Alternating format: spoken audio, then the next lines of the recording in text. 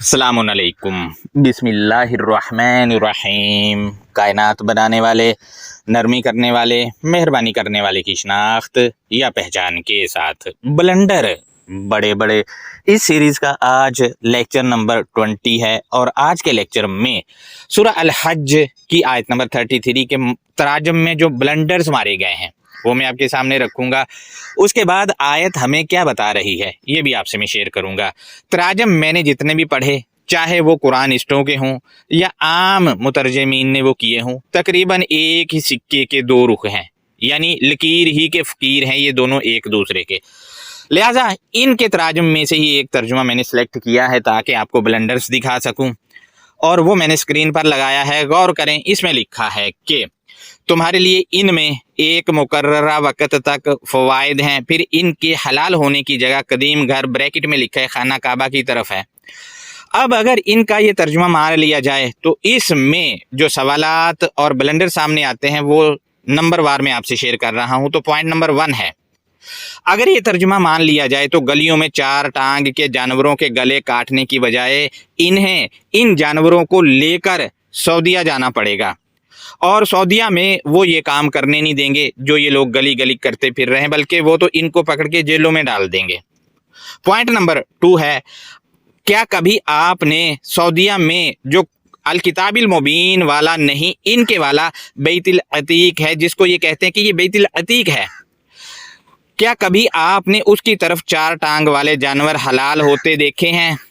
अगर आपने नहीं देखे हैं तो आप खुद सोचें कि वो अल किताबिल मुबीन वाला बैतुल अतीक कैसे हो सकता है, क्योंकि अगर अल किताबिल मुबीन वाला बैतुल अतीक होता तो वहाँ इनके इस तर्जुमा के मुताबिक जानवर हलाल हो रहे होते, जबकि वहाँ नहीं हो रहे हैं। मैंने तो आज तक कभी नहीं देखा है। अगर आपने देखा तो मुझे बताएं कब होते थे आपकी लाइफ में, या आपके वालिदैन या आपके बड़ों की लाइफ में कब वहाँ होते थे जानवर हलाल, कब होते थे?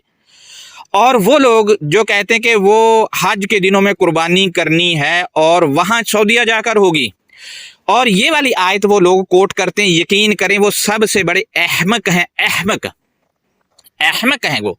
क्योंकि अगर उनसे सवाल किया जाए कि हमें दिखाओ कहाँ ये वहाँ कब ये काम होता था या अब कभी हो रहा है तो हमें दिखाओ, तो यकीन करें उनके पास जवाब ही नहीं होता है। लिहाजा अब इस तर्जुमा के हिस्सों पर बात करें तो गौर करें, इन्होंने तर्जुमा में ब्रैकेट डालकर खाना काबा लिखा है, जबकि अल किताबिल मुबीन का मतन इससे बिल्कुल ऐसे ही पाक है जैसा कि कायनात को बनाने वाला शिरक से और एक मुस्लिम शैतानी अमाल से पाक होता है ही नहीं। अल किताबिल मुबीन में बैतुल अतीक है जिसका ये तर्जुमा ही नहीं करते ये लोग, और करते भी हैं तो गलत करते हैं। लिहाजा गौर करें, मजीद ब्लंडर्स में अगर मैं आपके सामने रखूं तो इन्होंने तर्जुमा में लिखा है तुम्हारे लिए इनमें एक मुकर्ररा वक़्त तक फ़वाइद हैं। दोस्तों, ये तर्जुमा आयत के इस हिस्से का इन लोगों ने किया है, लकुम फीहा मनाफ़िउ इला अजलिम मुसम्मन। यहाँ पर मैं नंबर वार बात करना चाहूँगा। तो पॉइंट नंबर 1 है, मनाफ़िउ का तर्जुमा इन्होंने लिखा है कि फ़वाइद, जबकि इसके मानी फलाह बहबूद के भी हैं। पॉइंट नंबर 2 है, इन्होंने लिखा है कि एक मुकर्ररा वक़्त। दोस्तों, इन्होंने अजल मुसम्मन का तर्जुमा एक मुकर्ररा वक़्त किया है, जबकि किताब मौकूता के मानी ये लोग खुद मुकर्ररा वक़्त करते हैं, जबकि इस आयत में अजलिन जो कि जर्री हालत में है, इसका रूट हमजा जीम लाम है, इसके मानी तो हर दौर के या इसके दूसरे मानी मियाद के बनते हैं। मुसम्मन ये इसम मफ़ऊल है और इसका तर्जुमा बतौर इसम मफ़ऊल किया ही नहीं है, और ये सिफ्त भी है। इसका मस्दर तस्मीयातुन है, रूट सामावा है, इसके मानी नामजद किया हुआ, इसके दूसरे मानी है खुद मुख्तियार किया हुआ, इसके तीसरे मानी पहचान दिया हुआ, और इसके चौथे मानी बनते तारफ किया हुआ। लफ्ज़ इसम भी इसी फैमिली का है। लिहाजा पॉइंट नंबर 3 को देखते हैं तो इन मुतरजमीन को ये भी पता नहीं है कि हा की ज़मीर किस लफ्ज़ की तरफ लौट रही है, और जिसकी तरफ ये लौट रही है इन लोगों को उसका पता ही नहीं है। इस वजह से इनको पता ही नहीं है किन में फ़वाइद हैं। किन में फ़वाइद हैं, इसी वजह से इनको ये पता नहीं है। पॉइंट नंबर 4 है, इन्होंने तर्जुमा में लिखा है फिर इनके हल होने की जगह कदीम घर ब्रैकेट में लिखा है खाना काबा की तरफ है।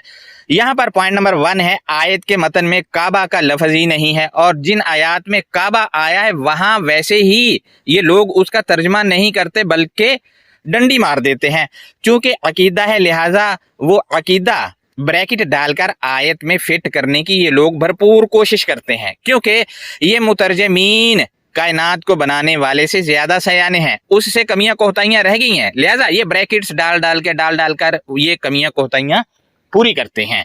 मजीद पॉइंट नंबर 2 है, इन लोगों ने महल्लुहा का तर्जमा हलाल होने की जगह लिखा है, जबकि महल्लुहा का मीम हटा दें तो हिल्लुहा बचेगा और अगर इसका हा को भी हटा दें तो असल लफ्ज हिल्लू बचेगा। इसका रूट हलाला बनेगा और इसी से बाब 2 में जाकर हिल्लू बना है। इसके मानी होंगे हल करना या तजजिया करना। अब मीम लगाएं तो महिल्लू बनेगा और इसके मानी होंगे हल करने की जगह, हल करने की दुकान, या इसके दूसरे मानी बनेंगे तजजिया करने का मुकाम। और अगर हा भी लगा दें और फिर लफ्ज बनेगा मुहिल्लुहा।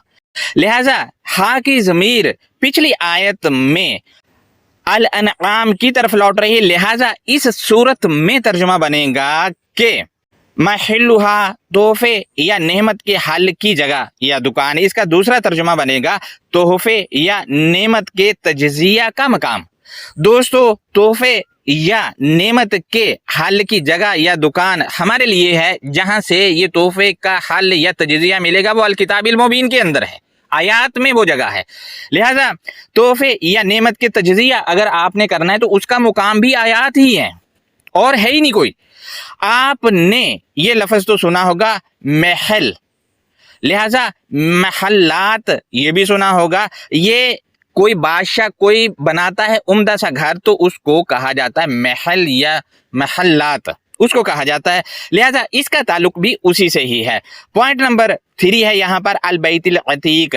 ये मरकबे तौसीफी है, ये कोई इमारत या कोठा नहीं है, बल्कि इस पर पिछले लेक्चर्स में मैं बड़ी तफसील से बात कर चुका हूँ। दोबारा यहाँ पर इसके मानी रिपीट करूँ तो अल बैत बेमुताबिक सूरा 24 की आयत नंबर 36 के मुताबिक मंशूर या दस्तूर इसके मानी बनते हैं और सूरा 4 की 81 के तहत इसके मानी बातचीत बनते हैं। डिक्शनरी में इसके मानी आयत भी हैं। अल्लाह का बैत, आप आयत को पढ़कर इससे बातचीत कर सकते हो। इसमें इसकी आयत में ही अल्लाह की बातचीत है, लिहाजा अल्लाह का मंशूर या दस्तूर जो है वो अल्लाह की आयत ही है, लिहाजा यही बैत है।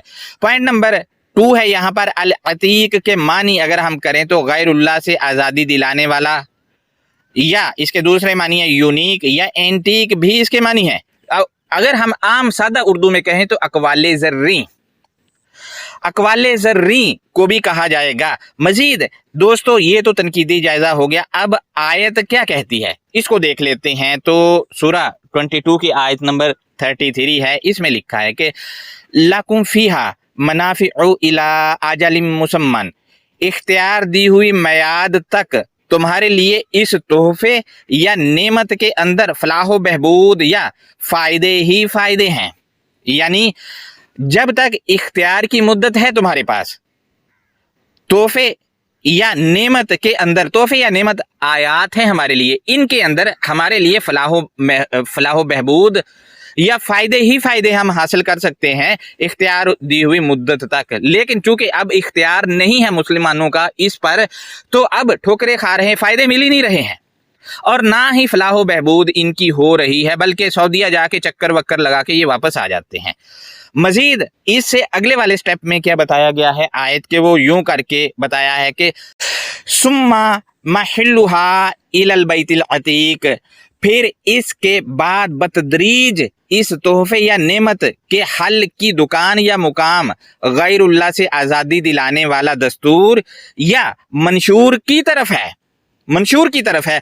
दोस्तों, इसके दूसरे मानी लगाकर तर्जमा अगर हम करें तो कुछ यूं होगा, सुम्मा محلھا الی البیت العتیق، پھر اس کے بعد بتدریج اس تحفے یا نعمت کے حل کی دکان یا مقام یونیک بات چیت کی طرف ہے، یونیک بات چیت کی طرف ہے۔